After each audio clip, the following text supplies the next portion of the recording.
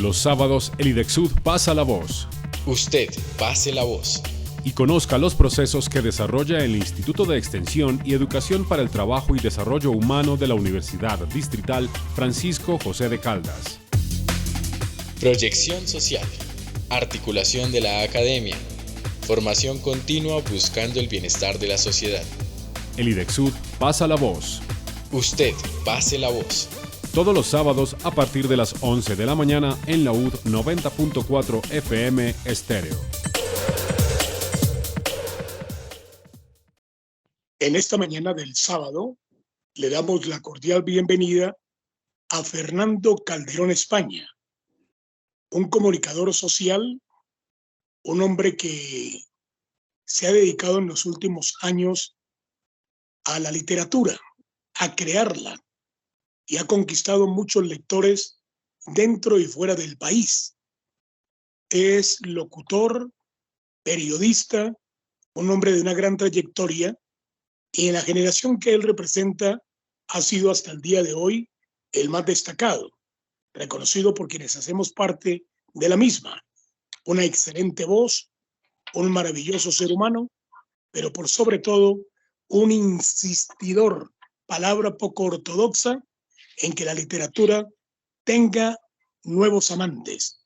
Fernando, bienvenido a Pase la Voz en esta mañana del sábado a través de la UT 90.4 FM. Muchísimas gracias, Fredemiro, y muchas gracias a John por esta oportunidad que me dan para acercarme una vez más a las audiencias radiales que tiene nuestro país, que por antonomasia, diría yo, es un país de radio. Me alegra mucho estar con usted, que es mi amigo de batallas arduas, largas, duras, con los altibajos de la vida, pero también con las satisfacciones que nos hemos encontrado en los diversos caminos gracias a que los hemos concluido. Entonces, estoy dispuesto a compartir con usted, con John y con los oyentes, con nuestra audiencia, pues las inquietudes suyas y las mías. A ver, John.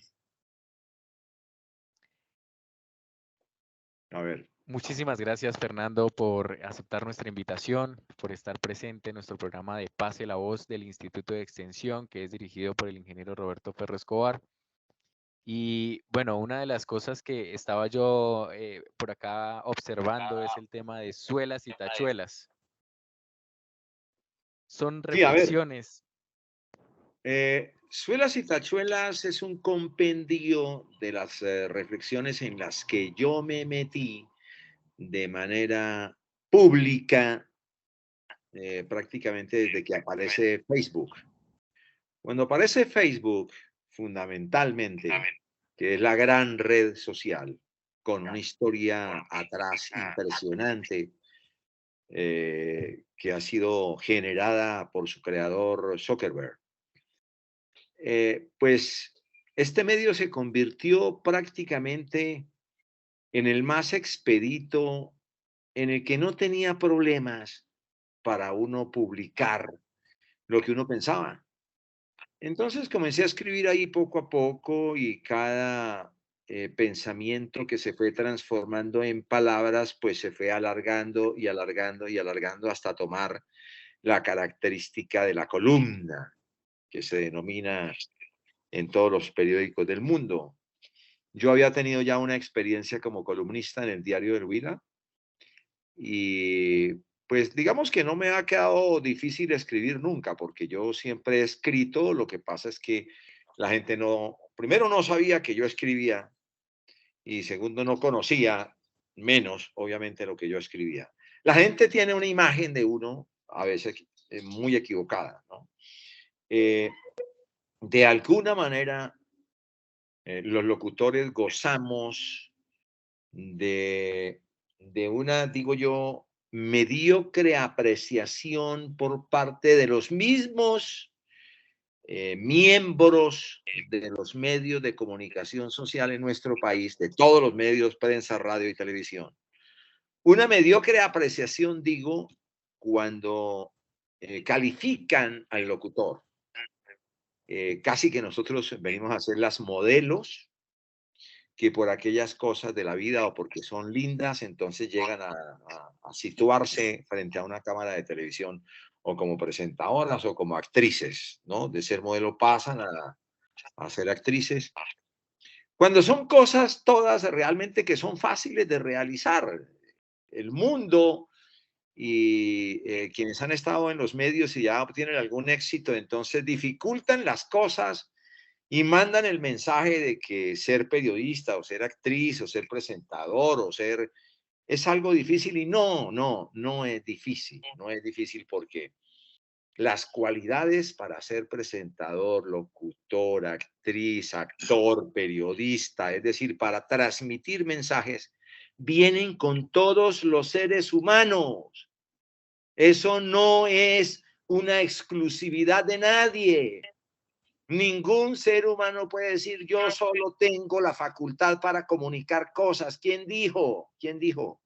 Y gracias a la vida existe un Hollywood que ha derrotado una serie de paradigmas y parámetros en la concepción que tiene la gente común y corriente a veces y los mismos dueños de la industria sobre la actuación. Por ejemplo, en la actuación en Hollywood ya han ganado premios. Oscar, por ejemplo, negros. Forrest Whitaker tiene un problema en un ojo. Es lo que vulgarmente conocemos nosotros como visco y ganó el Oscar interpretando a un papel que era el de Idi Amin, que no era visco. Entonces, esa apreciación, repito, mediocre que ha tenido en los medios en general mucha gente en torno de varios actores de los mismos medios, no nos ha perjudicado, pero sí ha estigmatizado ciertos oficios. Entonces, en un momento determinado, al locutor lo estigmatizaron y siempre decían, él no tiene sino bonita voz, no más, porque no tiene cabeza. ¿Qué era no tener cabeza? Muchos locutores tenían la habilidad de corregir la redacción del periodista. Es decir, la responsabilidad de escribir bien era del redactor. No era responsabilidad del locutor corregir. Sin embargo, había colegas que tenían la habilidad de corregirle a los periodistas al aire y entonces el periodista decía, ese sí es un buen locutor, pero no decía, qué mal estoy redactando yo. ¿Sí? ¿Sí? Entonces, de ahí comenzó como a estigmatizarse dentro del mismo grupo de locutores otra división. Esa estigmatización permitió una división entre el locutor que era excelente locutor porque corregía los errores del redactor y el que era simplemente como una modelo que era su voz bonita y no más y supuestamente no tenía nada en la cabeza. Con ese cuento y esa estigmatización y esa división entre los mismos locutores que impulsaron otros actores en los medios de comunicación, es que nuestra profesión fue poco a poco, nuestro oficio, porque no somos una profesión, fue poco a poco perdiendo terreno hasta que prácticamente se extinguió, pero afortunadamente en esa transición hacia la extinción que no se dio del todo, aparecieron unos nuevos formatos de locución impulsados por los jóvenes de la época que querían ser locutores y entonces aparecieron los DJs o los disc jockey en la radio, que eran viejos. Yo me acuerdo como disc jockey a Gonzalo Ayala, Armando Plata, el mismo William Minasco fueron disc jockey, Marino Recio, Napoleón Vanegas, bueno, y otros, Víctor Salamanca, bueno, usted y yo fuimos en un momento determinado disc jockey en la radio en Neiva, presentando música, ¿sí? Entonces yo, en síntesis, siempre me he calificado como, primero que todo, locutor. Yo estudié después comunicación social, quise terminar economía, quise terminar derecho, pero por fin me gradué en comunicación social. Y a propósito de eso, no es lo mismo que ser uno periodista. Ojo, no es lo mismo que ser uno periodista. Mi papá incluso le decía a muchos muchachos Mi hijo, váyase para Bogotá y estudie algo, aun cuando sea métase de periodista. Entonces, hemos sobrevivido a esos embates de un desaforado mercadeo entre nosotros mismos, y hubo después como una arremetida de los que ejercían el periodismo, digamos los redactores de noticias, contra los locutores para sacarlos de la cabina, y nos sacaron de la cabina porque el locutor era el que mandaba en la cabina anteriormente, y ahora son los periodistas, y ahora ya ni los periodistas, ya le llaman presentadores o comentaristas o editorialistas, porque ahora hay otro periodismo que es el periodismo que yo denomino pagano. Es el periodismo militante, el activista que está destruyendo esa noble profesión que se llama precisamente periodismo. Y digo noble Fernando, profesión porque el periodista pues no es más que un intermediario entre los hechos, los sucesos, los acontecimientos y las audiencias. Sí, Fredemiro, Fernando, me extendí. no, está bien, está bien. Suelas y tachuelas, ¿por qué? 200 páginas, la imaginación activada, el colectivo ideario que fue recopilando para luego compartirlo, pero usted siempre se ha caracterizado por ser un hombre inquieto Sí. y profesor de toda esta generación a la cual yo pertenezco. Yo llegué, entre otras cosas, momento apropiado para reconocer, a Bogotá por gestión de Fernando Calderón España. Y así muchos de nosotros llegamos a la ciudad de Bogotá detrás de Fernando Calderón, que fue el que abrió las puertas. Y ahora usted como escritor, hace 1 o 2 años, en un libro maravilloso para leer apropiadamente en Semana Santa, del cual quiero que nos haga un resumen rápido en su poder de síntesis y nos comente el título de, de esta nueva creación literaria, que son unas experiencias que usted quiere llevar a nivel de reflexiones. Sí, entonces yo, primero que todo, soy locutor. He sido inquieto en otros temas y la verdad me he metido profundamente en ellos. He sido un buen lector, no de noticias, sino de literatura. En las noticias también me defendí como locutor. Hice periodismo radial durante mucho tiempo. Prácticamente yo comencé haciendo periodismo radial en Garzón, sino que después la locución me arrastró porque era lo que más vendía yo como persona, ¿sí? La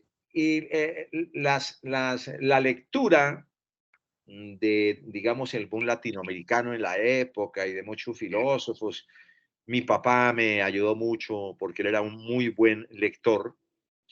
Pues me condujeron posteriormente con los años a convertirme en una especie de escritor. Yo no me creo escritor. Yo creo que narré una historia en Tizones de Viernes Santo, que es mi primera novela. A ver, yo, primero que todo, yo soy también, aparte de ser locutor, soy hijo de un zapatero. Mi papá después termina muy mal en su vida porque se alcoholiza, pero él fue una persona muy inquieta también en Garzón Huila. Perteneció a movimientos políticos, especialmente el Partido Conservador, fue de la ANAPO,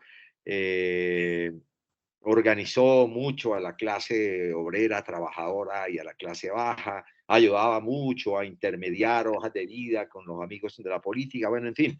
Después, pues obviamente se alcoholiza y le pasa lo que le pasa a todo alcohólico.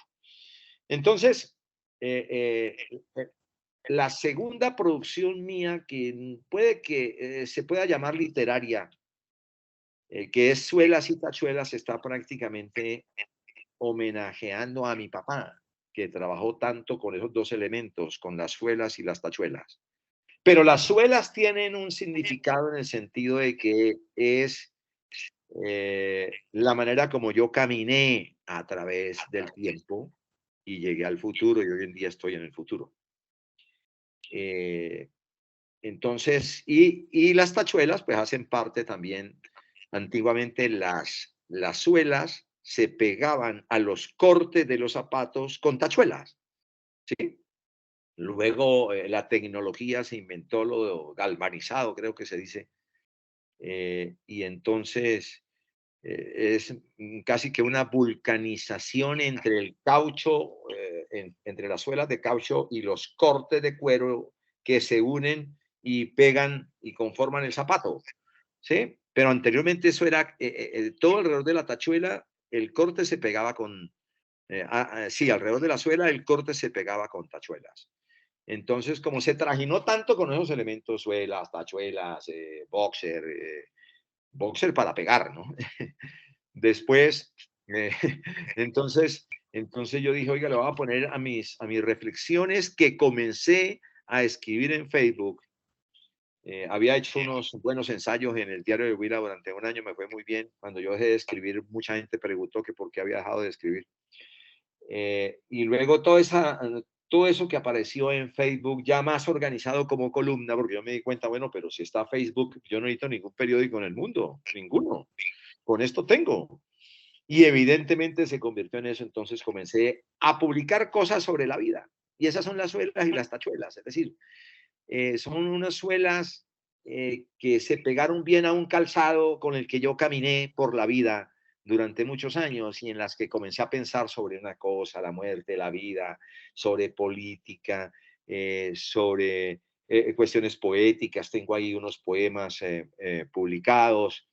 El primer artículo es un agradecimiento a lo que yo lo titulé lo que nunca me imaginé.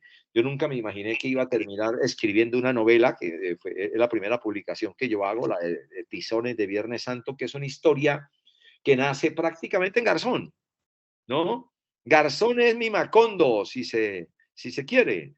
Y entonces, Garzón yo lo convierto en un pueblo, que así se llama El Pueblo, en donde aparece una leyenda en Semana Santa y yo desarrollo lo que me contaron de la leyenda y le meto pues un poco de, digamos, aventuras socioeconómicas. Es decir, fueron aventuras en las que se mete el protagonista de la novela, pero que narran la situación socioeconómica en ese momento de la población, de los habitantes de esa región. Una región muy conservadora, por cierto, con las contradicciones que todos hemos palpado en la vida de las regiones conservadoras y religiosas, y cuando hablo de religiosas católicas, ¿sí? Porque no era que en Garzón hubiesen musulmanes o judíos, no, eran católicos, es decir, cristianos, que es la manera como después se denominan los evangélicos. Acuérdense que antiguamente uno los denominaba como evangélicos, y que era un nombre muy bonito, por cierto, ¿no? Pero después pasaron a llamarse cristianos como para diferenciarse de los católicos que pues también son cristianos, ¿sí? Entonces, esa religión más el conservadurismo de esas regiones nuestras y en general de toda Colombia, con algunos oasis liberales, están llenos de contradicciones, muchísimas contradicciones.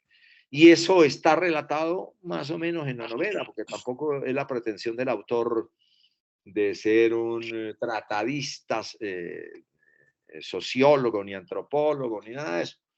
Es lo que yo vi, lo que yo siento que tenía que contar, y lo conté a través de una leyenda mágica, por cierto, que la famosa leyenda de los 3 tizones que aparecen en Semana Santa, el viernes de Semana Santa a las 12 de la noche, y se estrellan entre sí. Eso, pues al final, son los tizones en los que se convierten los 3 protagonistas que son asesinados vilmente por el papá de la mujer, ¿no?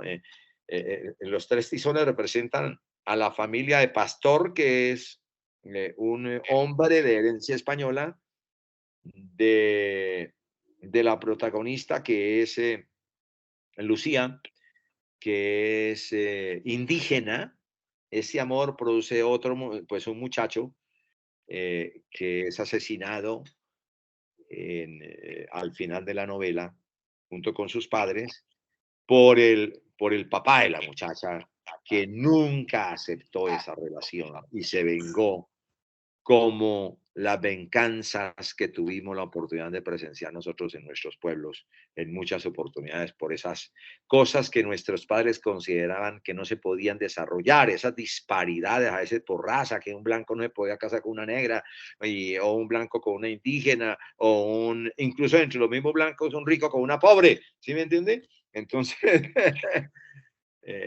eso es lo que narra la novela, todas esas aventuras que a la pareja le tocó sortear y luego el éxito relativo que tiene Pastor en su trabajo sindical. Bueno, en fin, el maestro José Luis Díaz Granados hizo un muy buen resumen de la novela, lo mismo que el maestro Benur Sánchez, y la leyeron, Fredemiro la leyó, escribió también una nota. La verdad, recibió una muy buena crítica. Yo vendí también un número importante de novelas.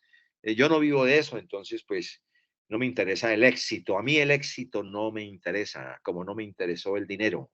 El dinero no me interesa. Me interesó siempre para comer, para dormir y para vestir, que son los tres verbos que el ser humano conjuga todos los días. Uno vino al mundo a vivir, a vestir y a comer. A eso le llaman vida, ¿sí?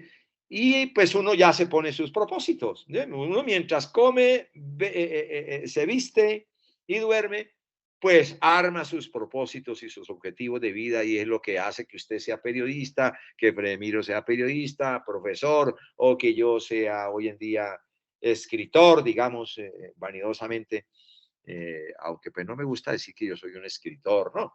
Yo he trajinado en varios oficios de la vida, igual que mi papá fue zapatero, trató de tener unos marranos, fracasó, bueno, en fin, vendíamos betún.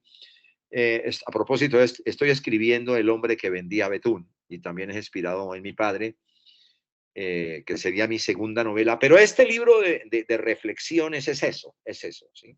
Es pensar sobre lo que hemos caminado, gracias a las buenas suelas que mi papá como zapatero le puso a mucha gente y especialmente a mí.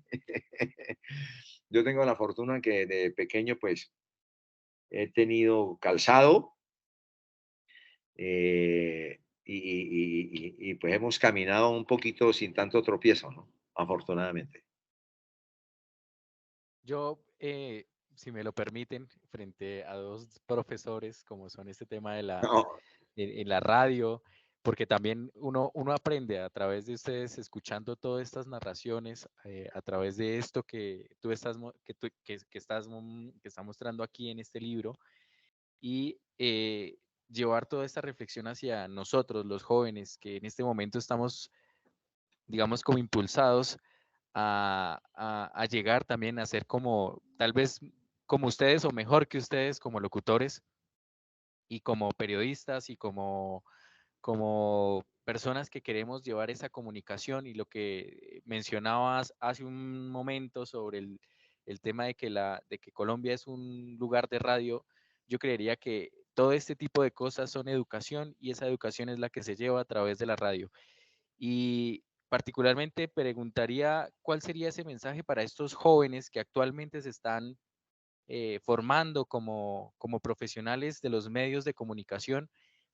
Y sé que en este momento algunas de estas personas que nos están escuchando, estudiantes de la Universidad Distrital o de otras universidades que nos acompañen o que nos están acompañando en este momento, les darías para que llevaran o incursionaran una mejor comunicación para Colombia? primero que todo, yo les haría una advertencia, ¿sí? No es un consejo, porque yo no soy un gurú de ninguna tribu para decir ser grandes así, no.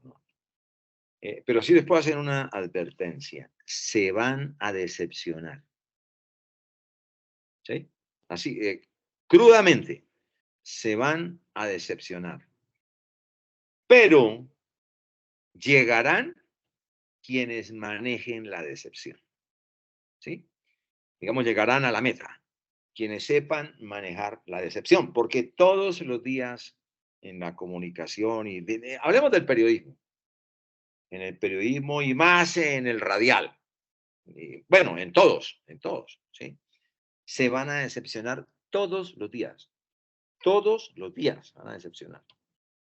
Primero, desde el momento en que se gradúan y muestran la foto con el cartón así, no sé, sí, ¿no? Yo tengo por aquí un cartón. Ah, sí, mírenlo. Mira, aquí tengo el de la cooperativa, incluso lo tengo enrollado. Todo el mundo, sí, la foto con el papá al lado, el papá emocionado, la mamá emocionada, los hermanos, ese día compran whisky y del más fino y vino y bueno, ponqueito y claro, eso merece una celebración, porque es que además las celebraciones tienen por dentro de la celebración una esencia muy importante que es que une a la gente, a la familia. La une. El pretexto es ese, el grado. Pero por dentro, la esencia de esa celebración es unir a la gente. Por eso las iglesias son importantes porque en las celebraciones de la liturgia, de la misa, se presenta eso, la unión de la gente, pero la gente va a la iglesia, ¿sí? A unirse. Porque es que, mire, voy a hacer un paréntesis. Y Fredemiro lee mucho la Biblia y sabe mucho de esto. Yo no soy muy religioso, yo debo confesarlo. Pero el Todopoderoso, Dios o el Creador, como lo denominen, le dio al ser humano dos grandes cualidades, el libre albedrío y el altruismo. El libre albedrío es la capacidad de usted decidir lo que quiere. Ser periodista, decidió y no hubo poder humano. Su papá quería que fuera médico o que fuera abogado porque es más fácil la vida así. Pero no, usted dijo no, escogió lo más difícil para vivir. ¿Ok? Y el altruismo. El altruismo es la capacidad que tiene el ser humano de unirse al otro para ayudarse. ¿Sí? De unirse al otro. Entonces, esa capacidad es la que se expresa todos los días en los templos y bueno, en fin. Entonces, estén muy pendientes porque se van a decepcionar desde el momento en que van y piden trabajo. Le llegan a Caracol y primero tienen que regalarse para la pasantía y si le pagan la pasantía le pagan el 70%, porque así dice la ley. Eso es algo que está queriendo transformar Petro, pero el país no quiere. El país no quiere. Dice, no, ¿cómo se les ocurre? Si es que así estamos felices con el 70%. ¿No ve toda la gente que dice que las EPS son una maravilla? Yo acabo de venir de una EPS. Aquí tengo la fórmula, mire. No me las... Mira, aquí tengo la fórmula. Miren, aquí tengo la fórmula. ¿Sí? Y una meformina me la autorizaron, pero no es esa la que yo requiero. Un enalapril me lo autorizaron, pero no es el de 20 miligramos, sino el de 5. Y si yo no me doy cuenta, porque claro, me devolvieron, allá no, una mención, no, pero es que yo no, yo cuando veo enalapril 5, digo, no, pero es que esto no dice la fórmula, mira, la fórmula dice 20. Me tocó otra vez ir a reclamar a la EPS, pero sin embargo la gente dice que está contenta con la EPS. Entonces, ¿qué hacemos? La gente en los fondos privados se pensiona con el 24% y están felices. Tengo una persona que promedia los 10 años 5 millones, se pensiona con 1.800.000 y están felices. Entonces, sigan felices, por favor. Bueno, entonces, ¿en qué iba antes del paréntesis? Sí, la gente llega y en la pasantía le pagan eso, y si lo enganchan le van a pagar el mínimo. Creo que en Caracol, Héctor Rincón y yo logramos que no les pagaran el mínimo a los recién enganchados después de graduarse, porque nosotros decíamos con Héctor, hermano, pero ¿cómo es posible que un muchacho cuyo papá se ha partido el lomo para tenerlo en la universidad, si sea en la más barata? Es un problema conseguir 4 millones para una matrícula cada 6 meses para un pobre hombre. Yo fui profesor en la Libertadores, 3 años, y veía las angustias de los muchachos, ¿sí? Y salen felices con el cartón, se emborrachan ese día y se ponen el ribete y la toga y lo echan para arriba. ¡Ah! Y además con expresiones gringas, porque las aprendimos en 90, 100, ¿qué? Esa, Beverly Hills, 920, una cosa así. Bueno, entonces, ¿cómo es posible que la empresa en un primer enganche, en un primer empleo, como le llaman técnicamente, le pague el mínimo a un muchacho? con eso no comienza a recuperar, ni siquiera es capaz con eso de pagar el préstamo en el ICETEX, si es que le prestaron la plata en el ICETEX, y si se la prestaron en un banco, ahí sí que es cierto, todo el sueldito mínimo con sus descuentos se va para el banco. Y el muchacho le toca seguir viviendo con el papá y la mamá. Esas son las primeras decepciones. Luego ya en el campo periodístico, ¿no? Uy, ahí ya es más bravo todavía, ¿no? De pronto usted querer manejar una nota de tal manera, pero le dicen, no, eso no es por ahí, porque entonces la pauta y entonces el gobierno y entonces, bueno, todo lo que sabemos. Entonces sí, si los muchachos están dispuestos a manejar esa decepción y aguantar, yo en las clases les contaba a mis alumnos que, ¿no? Cuando me decían todos preocupados porque todos quieren tener plata, así nos han criado, así nos han construido con un modelo de éxito basado solo en el dinero. Yo soy un tipo exitoso, yo soy exitoso y no tengo un solo peso, no tengo ninguna ganancia, digamos, acumulada. Yo vivo bien y tengo mis recursos para vivir, no más. Yo no tengo ganancia acumulada. ¿Qué es riqueza? Eso es capitalismo, ¿no? Yo no tengo eso. No me interesa ese tema, pero soy exitoso. Yo fui exitoso. Fremiro hizo una introducción ahí que es muy generosa, pero la verdad sí. Sí, yo como locutor y Fremiro también es exitoso. No tenemos dinero, pero es que nos enseñaron que el éxito era tener dinero. ¿Quién dijo? ¿Quién dijo que el éxito era tener dinero? ¿Sí? Nosotros pasamos las metas que nos forjamos. Fremiro y yo, nosotros estuvimos en las grandes cadenas de este país como locutores, leyendo los grandes noticieros del momento, así de fácil. Estuvimos en las grandes transmisiones de Europa, del ciclismo, de lo que sea, del fútbol, en varias cadenas, nos hemos paseado, hemos dirigido, de todo, es decir, tuvimos éxito. ¿No tenemos plata? Bueno, pues de malas, se nos olvidó ese pedacito, o de pronto no fuimos ambiciosos o codiciosos, o de pronto no fuimos vivos, ¿no? No inteligente, es que en Colombia se confunde viveza con inteligencia, ¿no? Aquí a la gente dice, no, es que al tipo lo nombraron director de la DIAN y se llenó. Es que el tipo es muy vivo. Y otro dice, no, es un tipo muy inteligente. Es decir, confunden una cosa con... La viveza es de los delincuentes, hombre. Así es fácil. ¿Eh? Y aquí ese es el éxito, ¿no? ¿Me entiendes? Que el tipo llegó a la dirección de una empresa del Estado y haciendo negocios bajo la sombra de esa empresa hizo riqueza. Eso yo lo narro en la novela Tizones de Viernes Santo. ¿Sí? Entonces, eso no es éxito. Esos son logros delincuenciales. ¿Sí? Llegar usted a ser senador de la República y pedir un contrato para que construyan una carretera y pedir el 50% al contratista y el contratista queda colgado con el otro 50% y entonces el contratista por ganarse el 50 del 50 invierte el 25 y con el 25 apenas hace 1 kilómetro de la carretera de 100 kilómetros. Y ahí quedó elefante blanco y entonces los noticieros todos los días presentando otro elefante blanco en la nación. Sí, cada rato es un elefante blanco más, se presenta en Colombia. ¿En dónde? En todos los departamentos. Yo ahí en Suelas y Tachuelas hay un artículo que se llama Celio si no.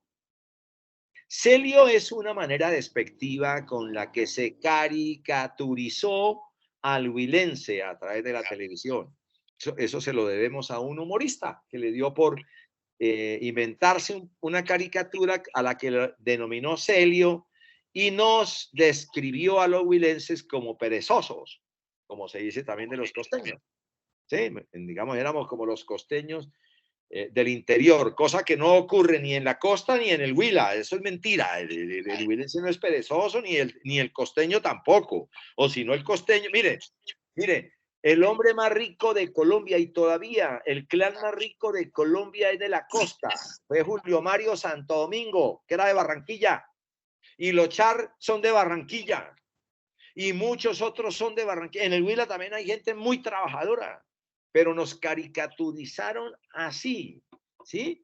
Y entonces nos dejaron como perezosos y como todo ese cuento. Pero uno ve cada rato que la gente, a quien los demás le llaman que es exitoso, es porque tumbó al Estado, o se inventó una pirámide, o se inventó todas esas cosas que se inventan para hacer plata, o que quedó mal con...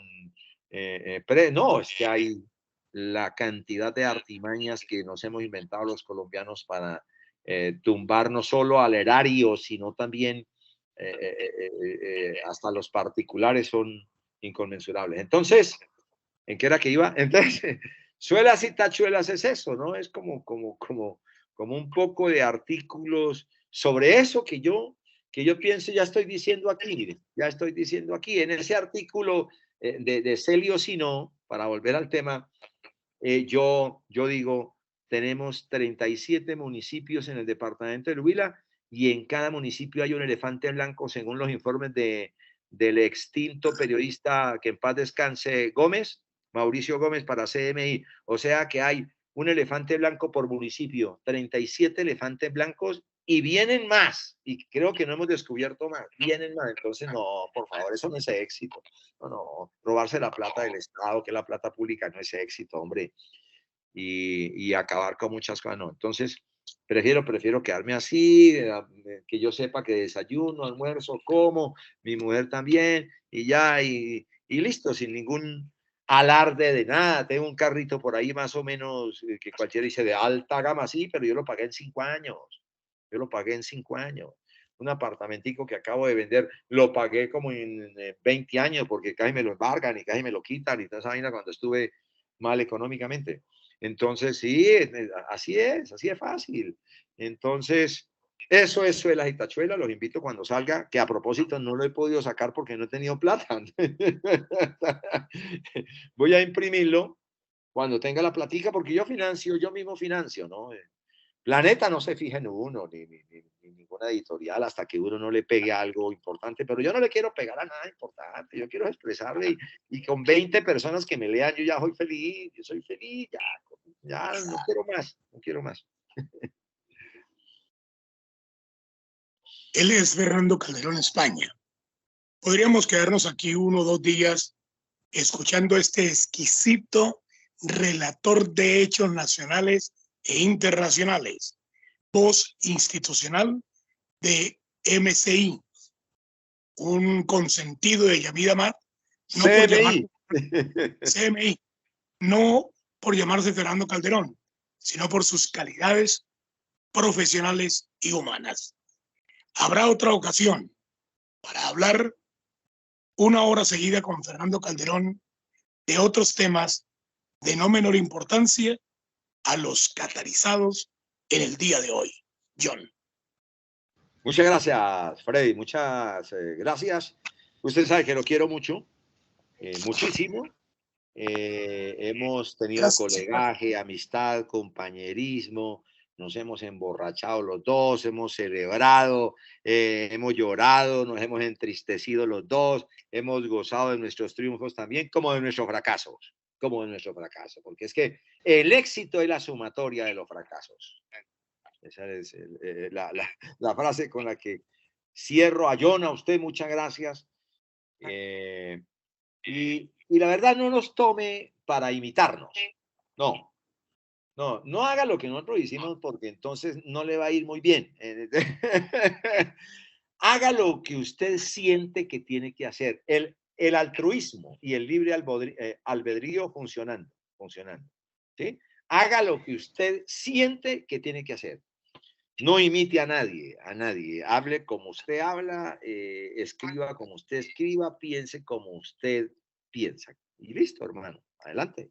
Así ya comienza a tener éxito desde hoy. Muchísimas gracias a ti, Fernando, por estar presente en nuestro programa Pase la Voz. Los sábados, el IDEXUD pasa la voz. Usted pase la voz. Y conozca los procesos que desarrolla el Instituto de Extensión y Educación para el Trabajo y Desarrollo Humano de la Universidad Distrital Francisco José de Caldas. Proyección social. Articulación de la academia. Formación continua buscando el bienestar de la sociedad. El IDEXUD pasa la voz. Usted pase la voz. Todos los sábados a partir de las 11 de la mañana en la UD 90.4 FM Estéreo.